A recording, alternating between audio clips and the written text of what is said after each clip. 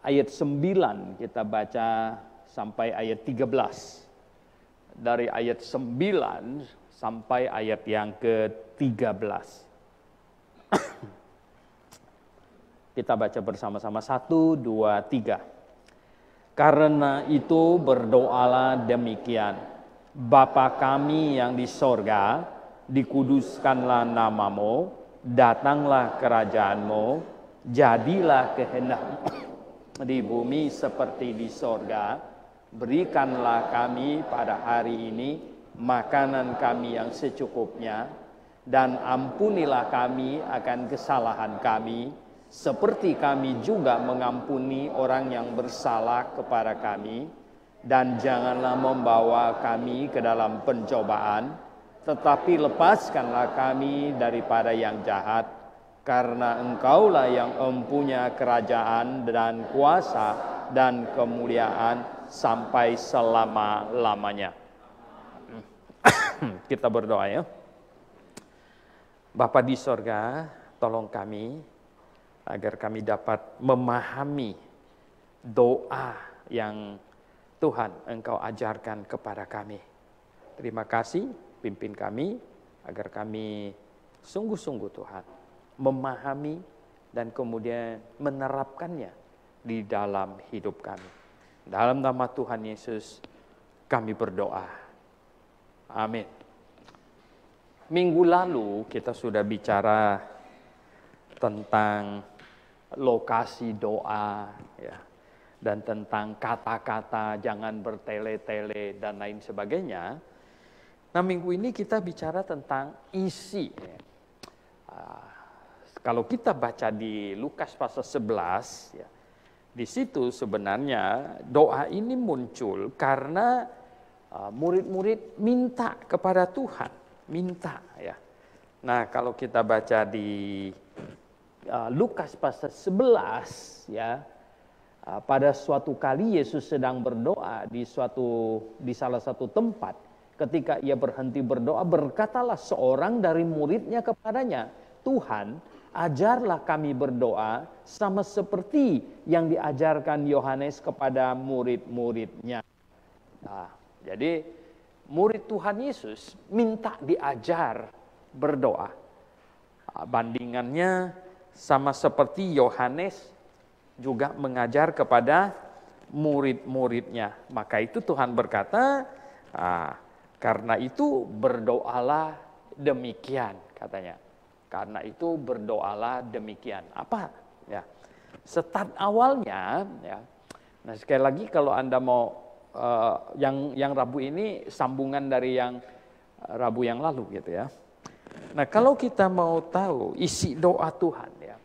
Yang saya mau sebelum kita masuk lebih dalam adalah bahwa ini sama sekali bukan upacara doa.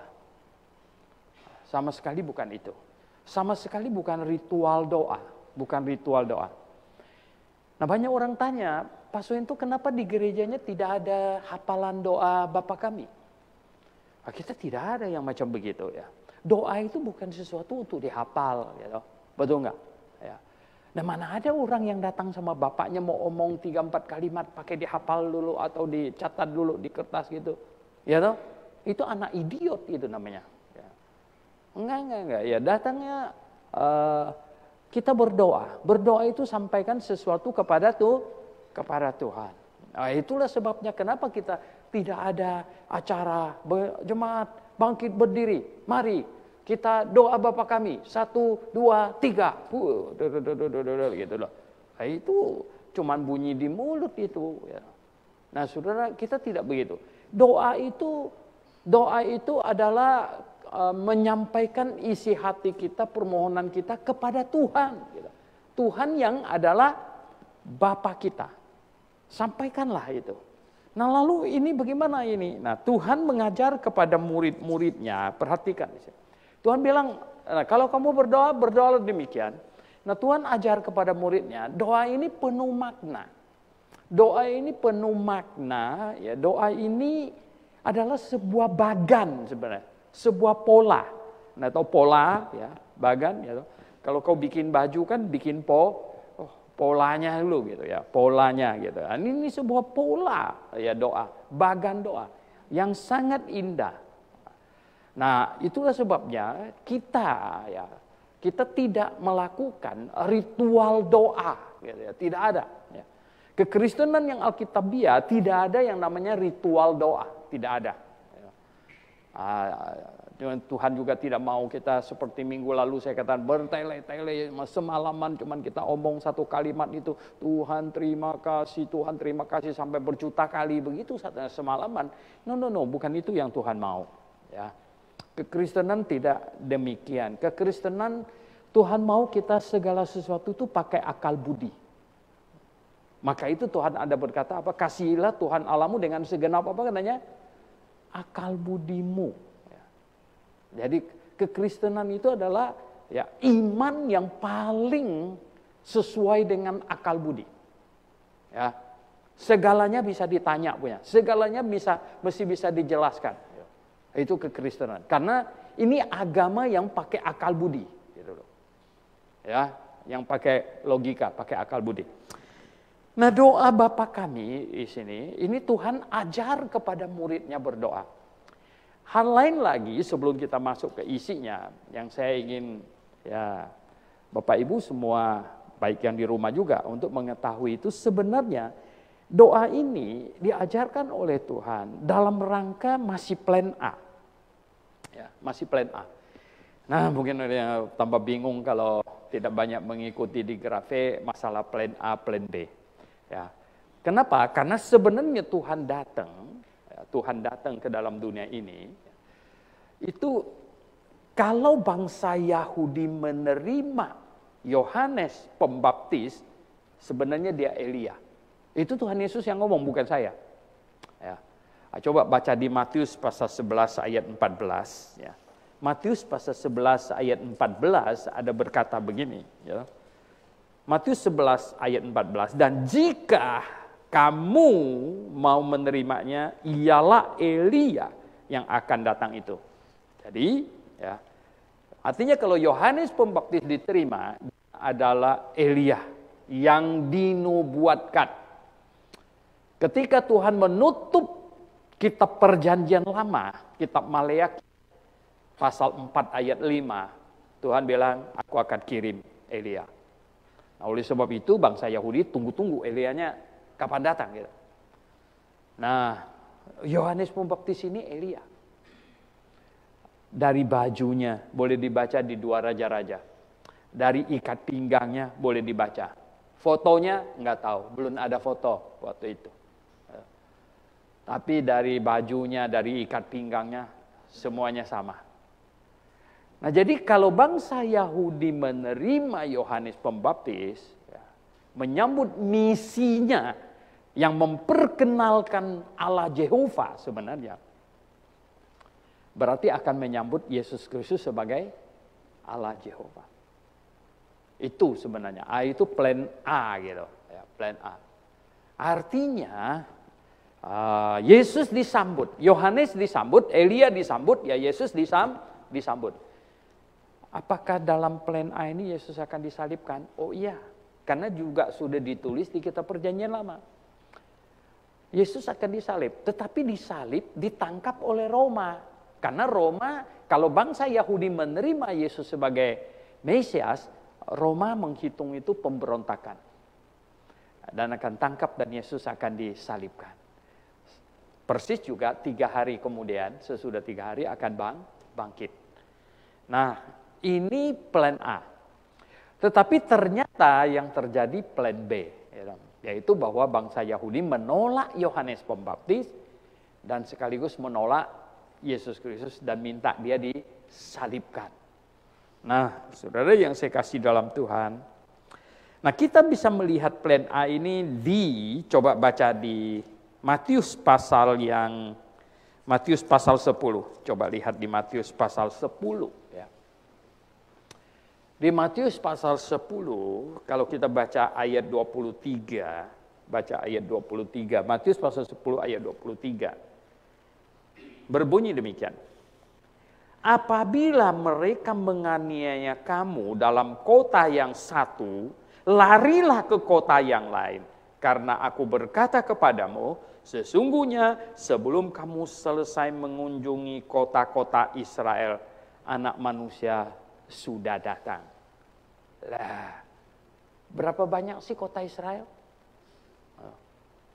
Ini bukan bicara plan A.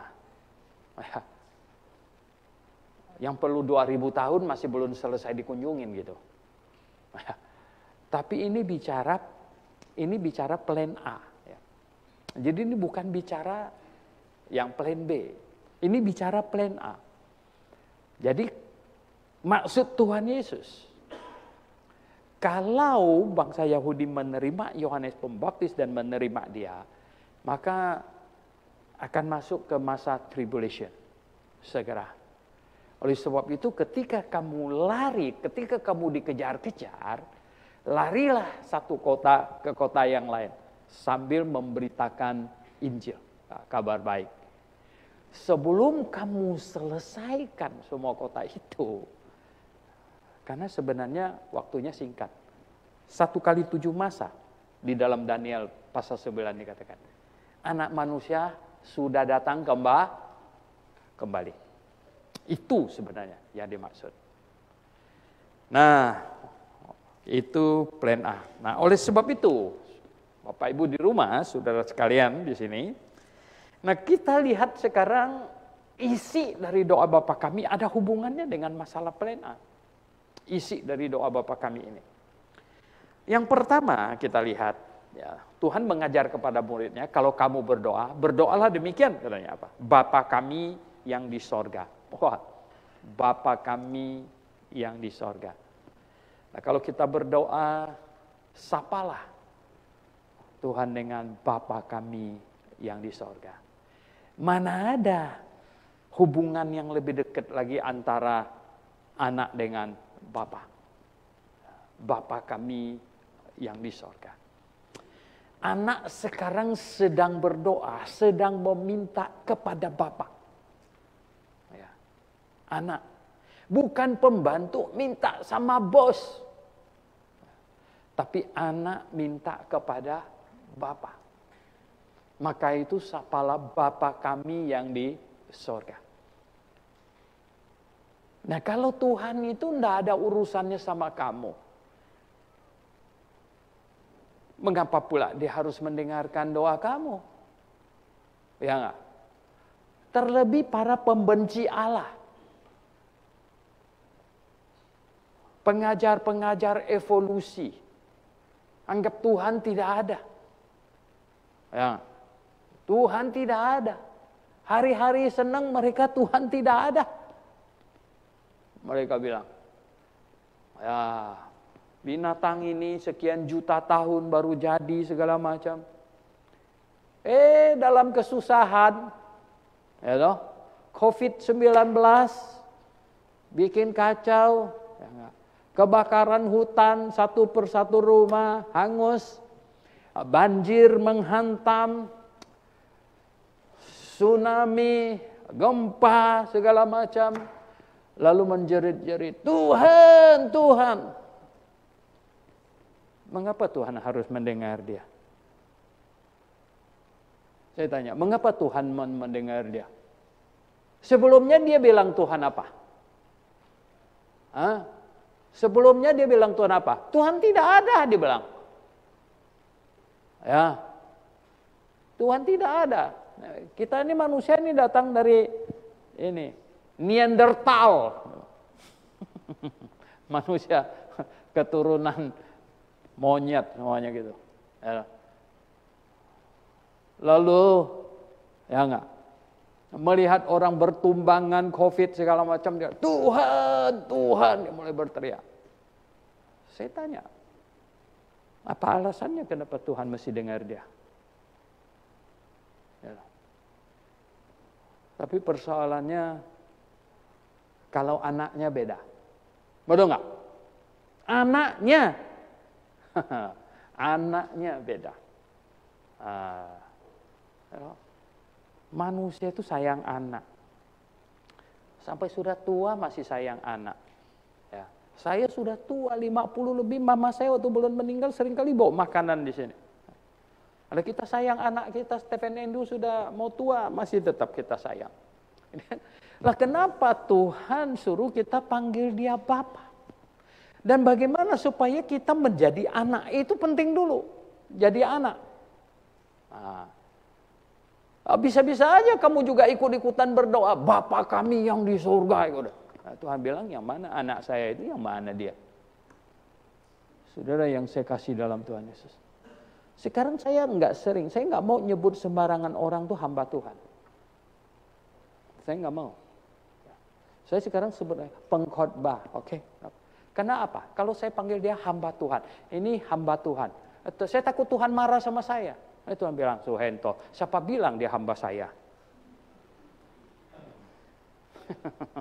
Betul nggak? Siapa bilang dia hamba saya? Selama ini dia melayani iblis malah. Wala. Jadi tidak enak kita. Betul nggak? Saudara yang saya, apalagi anak sekarang. Nah, bagaimana kita bisa menjadi anak? Bagaimana prosesnya orang menjadi anak Allah dulu? Ini sangat penting. Ini begini. Kenapa Yesus disebut anak Allah? Ini penting. Wah, ada agama lain mengolok-olok katanya.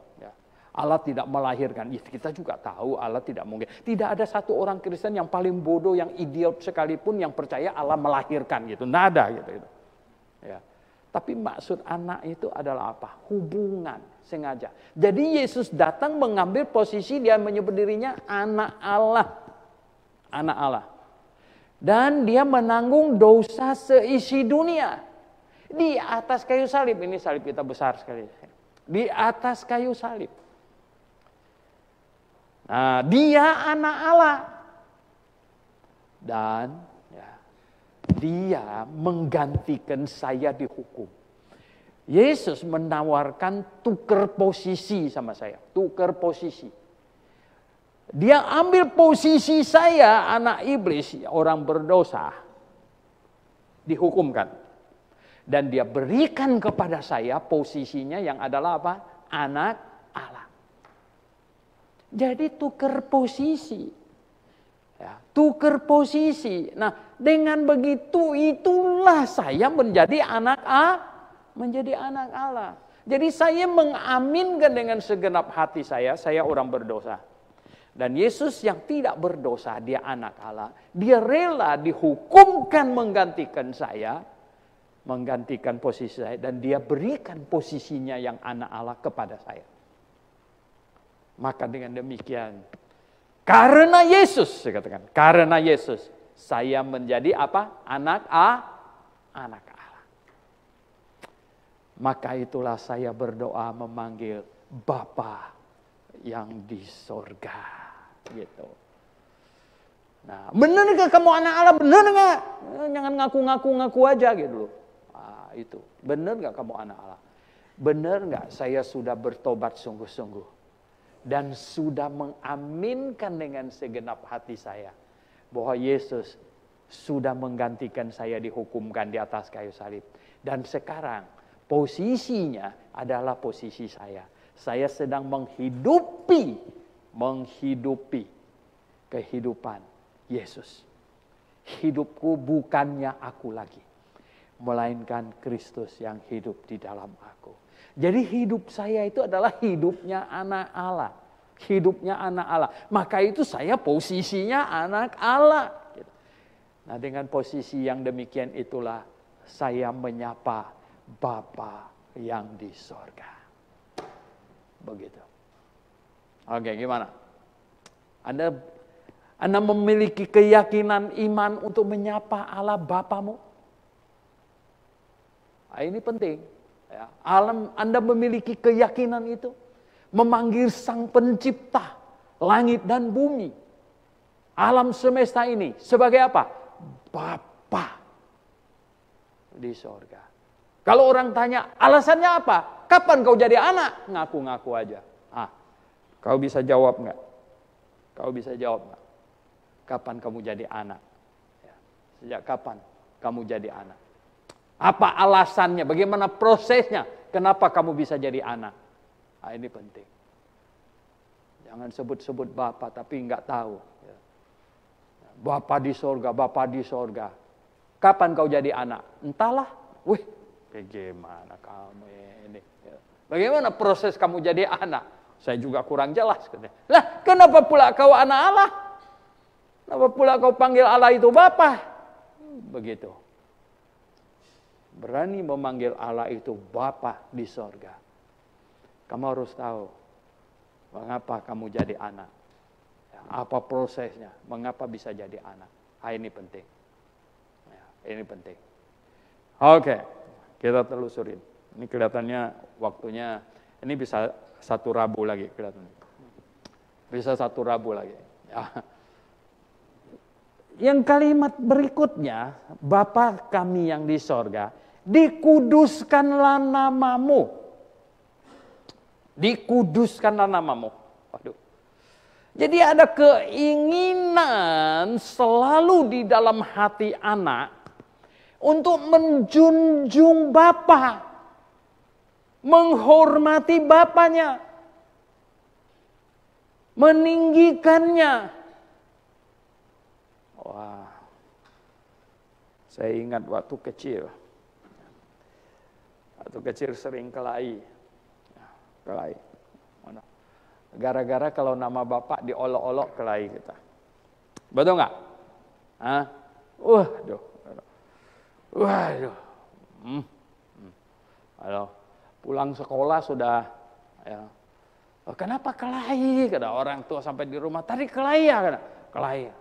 Kenapa kelahi? Kenapa kelahi? Katanya. Habis dia olok-olok nama bapak. Olok-olok nama bapak. Tak bisa dibiarkan. Nah ini dia. Bapak ibu saudara yang saya kasih dalam Tuhan. Ya. Dikuduskanlah namamu. Jadi ingin supaya nama bapaknya ditinggikan, dikuduskan gitu loh. Betul nggak? Semua yang ada di sini nih, mahasiswa. Ya. Kita mau nama bapak kita dikuduskan. Waduh, ya. Nama bapaknya jelek. Ya. Nggak enak disebut, makanya disebut ya bapaknya si Anu. Ya, mungkin namanya. Saya jadi bingung juga. Saya tanya namanya dia sebut nama anaknya gitu. Jadi bingung kenapa pula ya. Nah, jadi saudara yang saya kasih dalam Tuhan, nama bapakmu dijaga. Sebenarnya bukan nama yang dimaksud misalnya Tony, Budi segala macam. Nama bapak itu kehormatannya, ya kan? Namanya, keharuman ini pribadinya, kehormatannya. Gitu. Jadi ini bukan masalah wah namanya kurang cakep ganti nama ke pengadilan. Waduh, ganti nama. Agung Mulia. Waduh. Namanya sudah Agung Mulia. Waduh, ya. Agung Mulia Jaya. Waduh.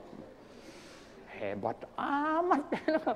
Agung Mulia Jaya Perkasa. Waduh. Nama bapaknya kamu bisa bayangkan. Bukan itu, ya toh. Bukan itu. Tapi dikuduskanlah namamu. Itu keinginan hati semua anak. Itu menjunjung tinggi, menghormati nama bapaknya. Menghormati bapaknya. Dan membuat bapaknya terhormat gitu loh. Ya, membuat bapakmu terhormat gitu. Itu. Betapa enggak enaknya kalau nama bapak kita enggak terhormat. Ya enggak? Ya toh. Bapak kamu umur berapa? Oh, umurnya sekian. Kok lama enggak lihat ya? Lama enggak lihat. Ya, bapak saya pergi. Kemana? Ya. Taunya penghuni Cipinang lumayan lama gitu. Wah, ya enggak? Saudara yang saya kasih dalam Tuhan. Bapakmu terhormat. Kita mau jaga bapak kita. Oh, saudara yang saya kasih dalam Tuhan Yesus. Dengan kita mau jaga bapak kita terhormat, kuduskan namanya. Namanya dikuduskan, dimuliakan, disucikan. Gitu. Dikuduskan namanya. Kita mau jaga. Kita sendiri jangan bikin masalah. Jangan bikin masalah. Ya loh. Kenapa? Anaknya bikin masalah, orang ngomong apa? Anaknya si Anu. Wih, bapaknya kena juga, betul nggak? Ya. Ini kan anak bapak ini bolak-balik punya, betul nggak? Kalau bapaknya dia bilang, bapaknya si Anu, gitu. Ya toh? Waduh. Bapaknya si Anu. Terus apa? Ya toh? Anaknya yang bikin masalah. Ya. Anaknya si Anu. Wah, itu. Jadi ini bolak-balik punya. Bapaknya si Anu, anaknya si Anu, bolak-balik kita. Oleh sebab itu, saudara yang saya kasih dalam Tuhan Yesus, bagaimana kau bikin bapakmu kudus, mulia namanya? Bagaimana? Kita jaga tingkah laku kita, ya. Jaga yang baik, ya. Jangankan nama Tuhan, nama sekolah bisa jadi jelek, betul nggak? Alumninya, aduh, ngawur dah, ya nggak? Kacau nih alumninya, aduh ya. Orang bertanya, Pak, itu muridnya ya Pak Suento ya? Nah, ini ada banyak alumni gitu sini. Mereka pikir mereka bisa lepas dari saya, susah, gitu. Enggak bisa. Ya. Saya padahal nggak pernah mau pengaruh-pengaruh. Tapi kalau dia bikin apa saja di Facebook, tulis apa segala macam. Orang mulai, itu kan muridnya Suhento Liau yang disunter itu. Ngawurnya minta ampun gitu. Jadi saya kena semuanya gitu. Itu begitu gitu. Nah, saudara yang saya kasih dalam Tuhan Yesus. Lihat, ya, hubungannya kita nggak bisa lari gitu loh. Ya. Apalagi kau ngaku-ngaku anak Allah. Ngaku-ngaku anak Allah yang maha kudus loh. Wah, ampun deh. Itu bukan predikat yang tanggung-tanggung, saudara. Anak konglomerat aja kalau kau nggak punya duit untuk bayar Grab misalnya, orang sudah bilang, hah, kan karena bapaknya banyak duit, anak konglomerat, ya kan, nggak bisa. Nah sekarang kamu anak Allah yang maha kudus, kuduskanlah namamu. Tapi anaknya tingkah lakunya ngawur, kacau, nggak bisa. Enggak cocok. Kamu tidak menguduskan nama Bapakmu. Ya. Jadi ini penting sekali untuk selalu diingat. Ini ajaran Tuhan tentang doa. Oh, ini bukan sembarangan. Sapa Bapa di sorga. Habis itu katakan, kuduskanlah namamu. Ya. Terus apa? Yang ketiga, ini kelihatannya kita hanya sampai ketiga aja. Datanglah kerajaanmu. Ya, datanglah kerajaanmu. Datanglah kerajaanmu. Nah, ya. Ini makanya tadi saya sengaja bicara soal plan A. Ya. Kenapa? Seharusnya semua orang Yahudi ya, pada zaman itu menanti-nantikan kedatangan kerajaan Daud, menanti-nantikan ahli waris kerajaan Daud. Dinubuatkan Mesias akan datang, dia adalah anak Daud. Jadi menanti-nantikan amat sangat. Aduh, kapan. Terlebih lagi pada saat mereka dalam kondisi dijajah. Betul nggak? Dijajah kan, aduh, ya toh. Bayangkan, wah, zaman dulu punya penjajahan loh, ya toh, nggak main-main. Mengapa Tuhan Yesus ada mengajarkan?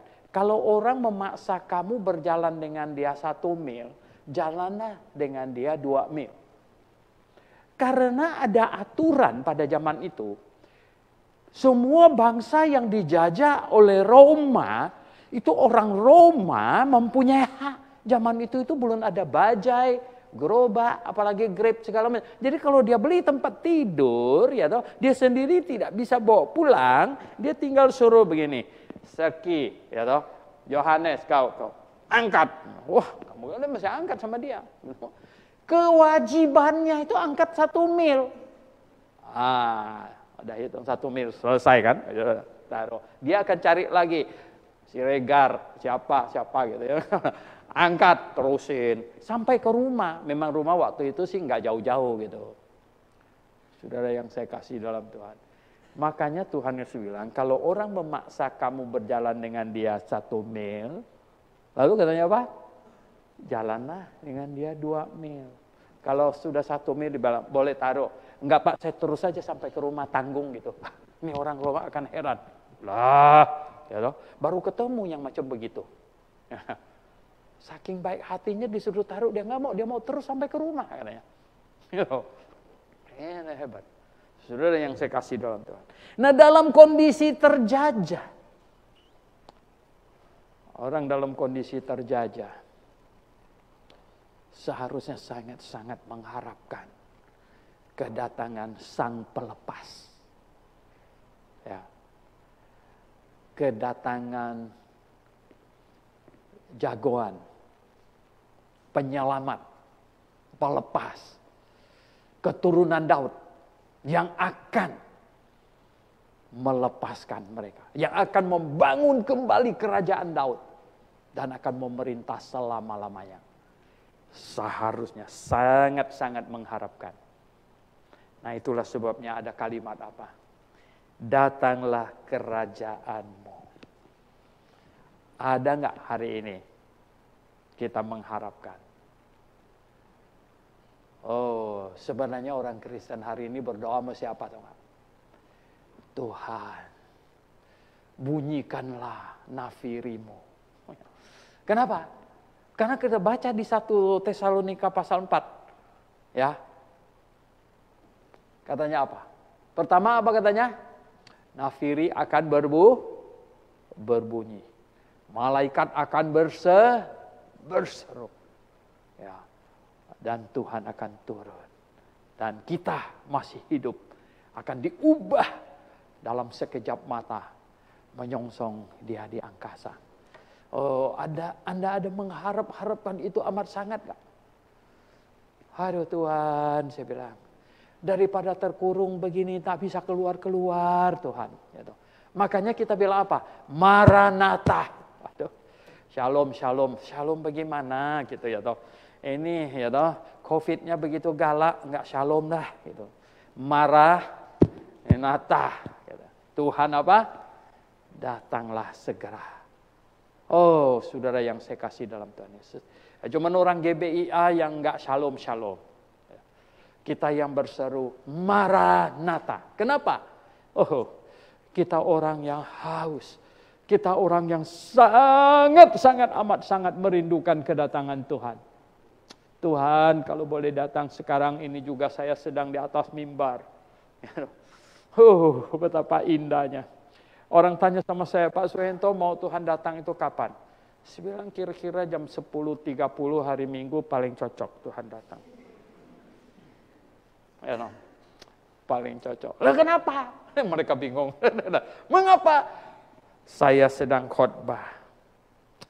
Saya mau Tuhan datang segera. Nah, Tuhan pada waktu Tuhan ngajar kepada muridnya, itu adalah apa? Menantikan kedatangan kerajaan Daud. Amat sangat merindukan itu. Bapa kami yang di sorga, dikuduskanlah namamu. Ya. Datanglah kerajaanmu. Sangat merindukan. Sangat Tuhan. Ya. Kamu seneng gak dengan orang merindukan kedatanganmu? Hah? Seneng gak? Atau kau datang, mukanya cembetut. You know. Wah, repot kan nih orang ini. Ya, tempat tidur belum lagi diberesin. Ya, dia datang pula. Ya, wah, ini kedatangan yang tidak diharapkan. Ya enggak? Tidak diharapkan. Tapi kalau engkau datang, dia sudah loncat-loncat. Saya senang kali kalau jemput cucu saya. Ya, baru dengar mobil saya aja udah ribut teriak, kungkung di bawah, katanya. Dia ribut dia lah. Aduh, kita senang. Kenapa? Dia senang mau ketemu kita. Kalau kita datang, dia sembunyi. Kemana nih orang? Wah, itu pusing itu. Betul nggak? Saya ingin tanya sekarang. Seberapa Anda mengharapkan kedatangan Tuhan? Seberapa? Seberapa kamu mengharapkan kedatangan Tuhan? Oh, ya saya bilang Tuhan, ya. Tuhan datang, cepat Tuhan datang. Ya. Saya sangat-sangat mengharapkan. Tuhan tahu hati. Ya. Sangat-sangat mengharapkan. Maka itu Tuhan Yesus pada waktu itu mengajar muridnya berdoa. Dia mau tahu, muridnya, kalian ini mengharapkan kedatangan kerajaan Tuhan ke bumi atau tidak? Ada atau tidak? Ini persoalan. Orang yang mengharapkan kedatangan Tuhan adalah orang yang selalu memeriksa hatinya. Ready setiap saat. Ya. Siap sedia. Kalau detik ini juga Tuhan datang. Apakah Anda sudah siap atau belum? Ini penting. Ini sangat penting. Ya. Makanya saya bilang banyak mereka hafal doa Bapa kami, tapi nggak ngerti maknanya. Ya. Asbun. Asal bunyi aja. Nggak tahu apa artinya. Tuhan mengajar kepada murid-muridnya untuk merindukan kerajaan yang dijanjikan itu. Amat sangat. Oh, sungguh luar biasa. Oke. Kita sudah mau jam 8. Nah, sampai di sini. Kita lanjutkan Rabu depan. Oke. Kita lanjutkan Rabu depan. Mari kita berdoa. Tuhan, terima kasih Tuhan. Kami sangat-sangat mengharapkan kedatangan-Mu Tuhan. Cepatlah Tuhan. Oh Tuhan, tidak ada yang lebih rindu. Kami akan berbagai hal selain kedatangan-Mu Tuhan. Kedatangan. Pimpinlah kami semua. Tuhan, biarlah kami tiap-tiap hari hati kami dipenuhi dengan kerinduan akan kedatangan-Mu ya Tuhan. Tuhan tolong kami. Berkati anak-anak-Mu yang mengasihi-Mu, yang merindukan-Mu Tuhan. Biarlah kami tahu pada zaman Engkau hadir di muka bumi itu Tuhan. Engkau mengajar kepada murid-Mu supaya mereka merindukan kedatangan kerajaan yang dijanjikan. Karena itu menunjukkan hati mereka. Seberapa mereka mempersiapkan hati mereka. Dan seberapa mereka sungguh-sungguh merindukan Tuhan mereka. Allah yang mengasihi mereka. Tuhan tolong kami juga saat ini. Pimpin kami semua.